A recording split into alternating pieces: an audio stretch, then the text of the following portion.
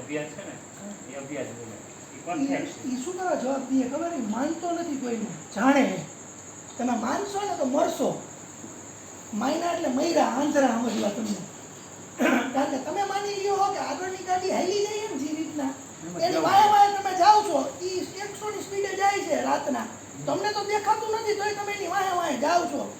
પછી થાય કેવું ખબર, થોડોક ટાઈમ થાય ને એટલે એનું ઘર આવે એ ગાડીવાળાનું, અને એ ગાડી રહીને એના ફળિયાની અંદર ચડાવે, તો તમે વાય ઠોકી દો ગાડી, કારણ કે તમે માનો હો એને, એનું તો ઘર આવી ગયું, તમારી મંજિલ નથી આવી, તમે આંધળા ઓટલીની વાય હાલતા હતા. મને જેટલી જેટલી ને કઈ કદાચ તકલીફ પડી છે કઈ પછી હવે મને એને અનુભવ કે ભૂલ વ્યક્તિ છે ને જ્યારે કાર્ય કરે છે ત્યારે એનું ધ્યાન જ ન હોય.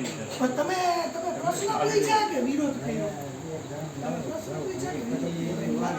એની વાતનું ખંડન કર્યું તમે કે એની વાતમાંથી કઈ વસ્તુ પૂછી?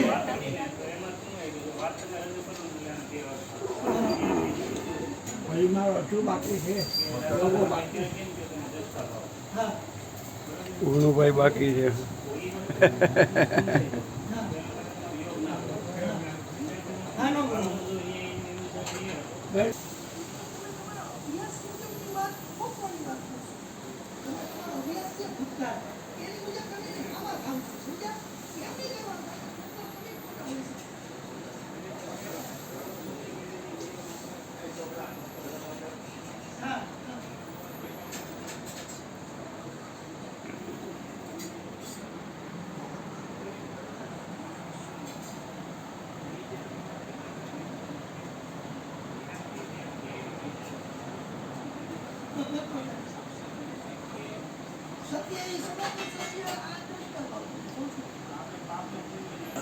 જો આ ભાઈ રહ્યા ને એને શું કીધું, આ ભાઈ પ્રશ્ન પૂછ્યો, નોટમાં બોલ્યા શું બોલ્યા કે હિન્દુ રહ્યો ને એ સર્વોપરી, હે એ ભાઈએ બોલ્યા કે હિન્દુ સર્વોપરી, બધું રહ્યું ને હિન્દુ સંસ્કૃતિમાંથી નીકળ્યું છે, એ ભાઈ રહ્યા ને એમ બોલ્યા.